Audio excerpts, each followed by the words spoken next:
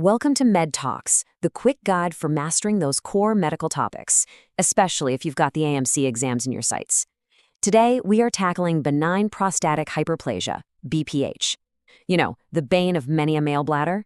And, you guessed it, a hot favorite in OSCE stations. All right, let's dive right in. We're going to follow the entire clinical journey for BPH, from the very first symptoms all the way to management, and those critical complications you absolutely need to know.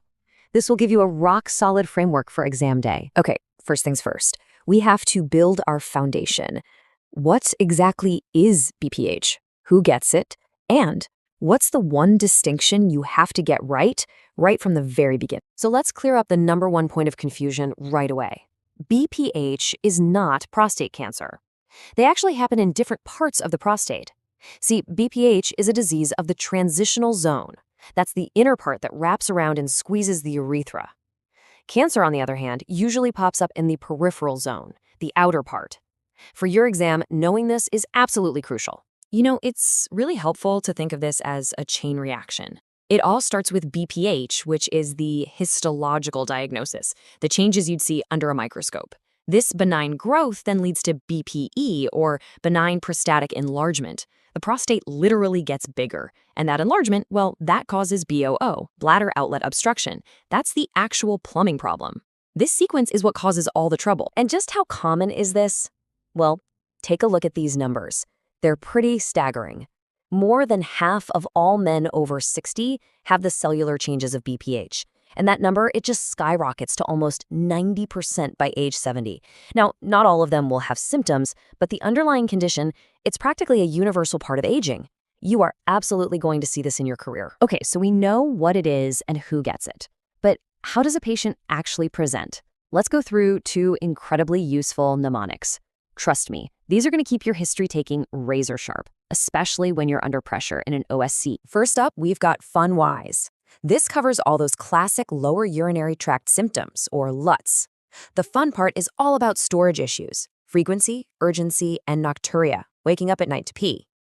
Then you've got the WISE part, which covers voiding symptoms, a weak stream, an intermittent or stop-start stream, straining to get it all out, and that nagging sense of incomplete emptying. You've got to ask about all of these. But here's what's just as important.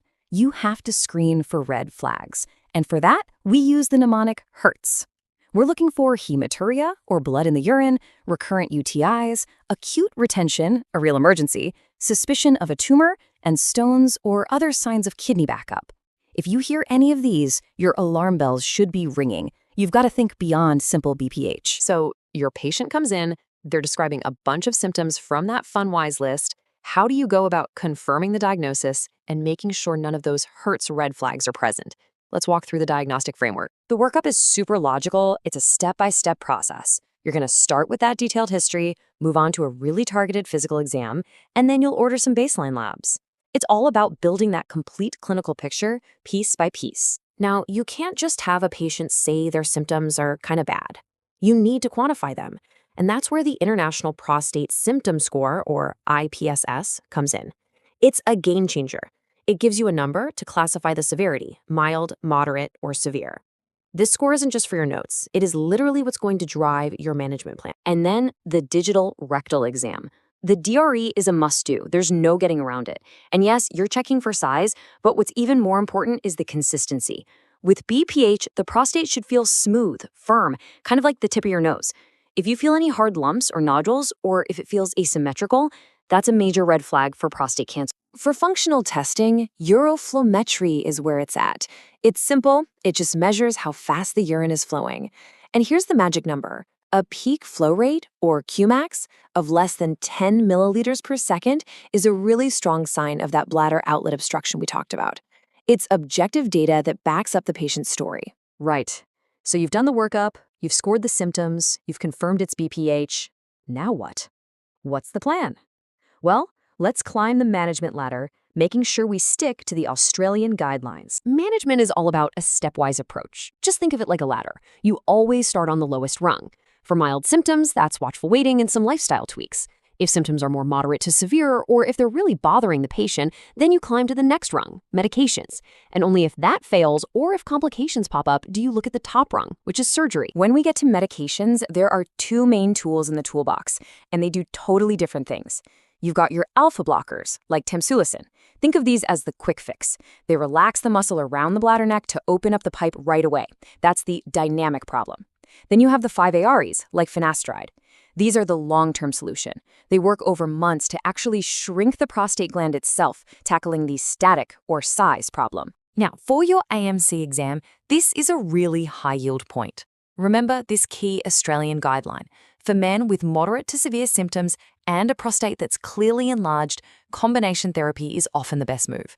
Using both an alpha blocker and a 5-ARI together is best practice. And this is the crucial part. It's funded on the PBS. And finally, why does any of this really matter? Let's cover the serious stuff that can happen if you don't treat BPH, and then we'll do a final lightning round of the absolute must-know takeaways for your exam. Just ignoring BPH is not a benign choice. Chronic obstruction can lead to some really nasty outcomes. We're talking about acute, painful urinary retention that needs a catheter, recurrent UTIs from all that stagnant urine, bladder stones, and in the worst-case scenario, all that back pressure can damage the kidneys, causing hydronephrosis and even renal failure. Okay, let's boil it all down. Here's your final exam checklist. Number 1, differentiate BPH in the transitional zone from cancer in the peripheral zone. Number 2, always quantify symptoms with the IPSS to guide your treatment. And number 3, know your two main drug classes. And remember that for bigger prostates in Australia, combination therapy is your PBS-listed go-to. This right here is really the take-home message. At the end of the day, your job is to be a safe, systematic clinician. You spot the Hertz red flags, you use the IPSS score to tailor your plan to that specific patient, and you stick to the evidence-based guidelines. And that is your AMC-friendly tour of BPH. As you prepare, really think about that final question.